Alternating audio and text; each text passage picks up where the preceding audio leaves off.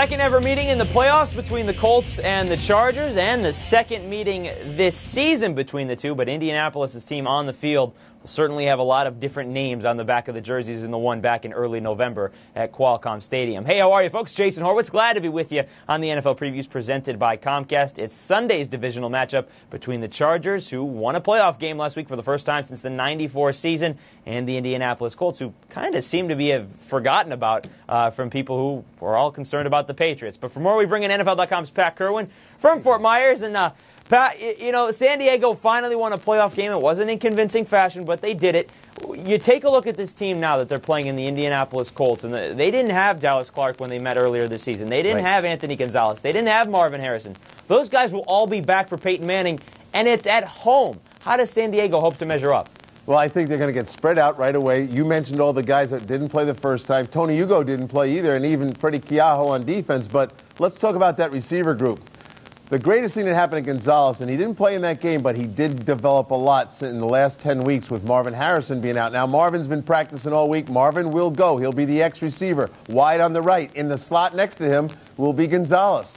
That's the same spot Wes Welker plays for New England. So expect him to occupy safeties. Expect him to run those little pivot routes and do the things you see Welker do. On the opposite side, Dallas Clark is going to be back. And you know what? Reggie Wayne, the last time they played, Reggie had no one inside of him to hold the safety off, which made Antonio Cromartie very bold in his coverage of Reggie Wayne, and he shows up with 3 of those ugly 6 interceptions that Peyton threw. We're not going to see the 6 interceptions. We're going to see a guy in shotgun with a fast rhythm passing attack, and he's going to have all of his weapons together for the first time in a while. Yeah, certainly the career-high 6 interceptions. You can't expect to see that, and even despite that, Indianapolis still almost won had Adam Vinatieri not missed a chip shot for a field goal. Having said that, that game for offense for San Diego, it wasn't a pretty offensive game for them either. They scored 23 points, but 14 of those were special teams.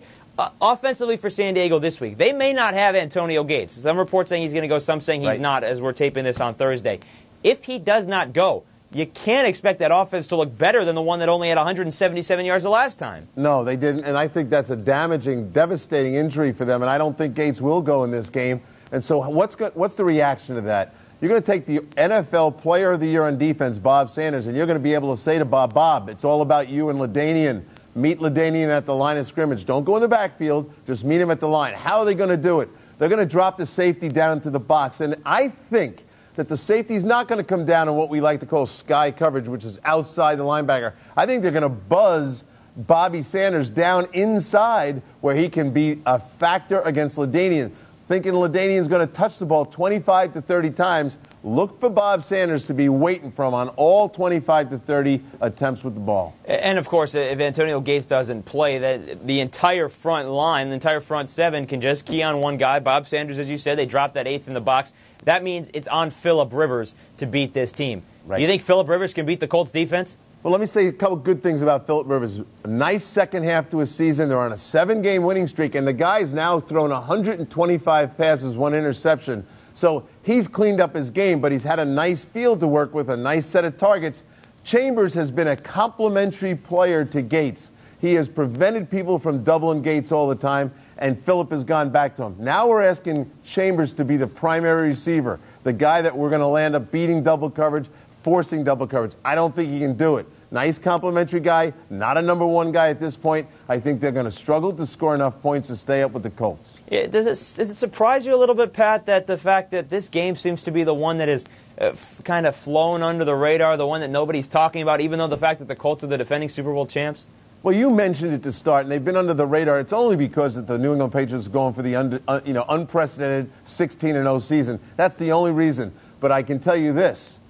The Patriots know very well what's coming up next with the Colts because the Colts finally at full strength. Let's hope for the sake of the Colt fans and the Colt team, Marvin Harrison doesn't go backwards and reoccur with an injury here. If he doesn't do that, we're setting this up with the greatest AFC championship game in years. Yeah, Pat, it's Sunday afternoon. It's 1 p.m. Eastern. Who do you like to win?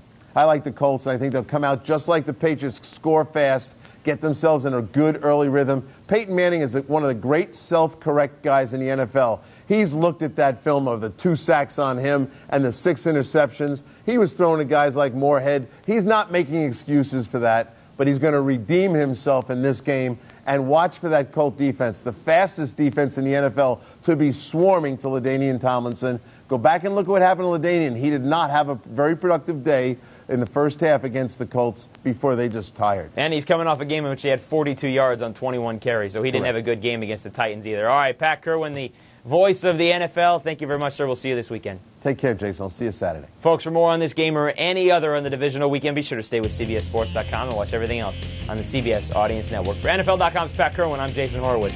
Take care.